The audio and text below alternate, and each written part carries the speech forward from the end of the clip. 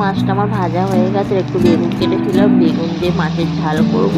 আর বেশ ভালোই লাগে বেগুন বা পটল দিয়ে এইভাবে ভেজে মাছের ঝালের মধ্যে দিলে খেতে খুব সুন্দর লাগে। তো আমার মা এইভাবে মাঝে মাঝে দিত আর খেতে খুব সুন্দর লাগতো, তো তার জন্য আমিও দিই আর বেশ ভালোই লাগে।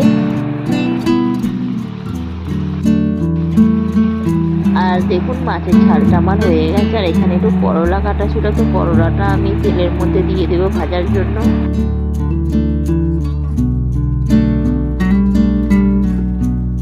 আর করলাটা আমি ভেজে নিচ্ছি, যেহেতু অনেকটাই করলা ছিল তো একটু ভেজে নেব আর একটু শাকেতে দেবো।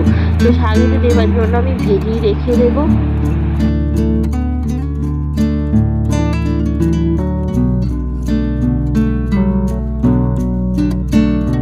তেলের মধ্যে দিয়ে দিলাম 5 ফোড়ন, শাক হবে সাথে চচ্চড়ি, কাঁচা লঙ্কা, শুকনো লঙ্কা,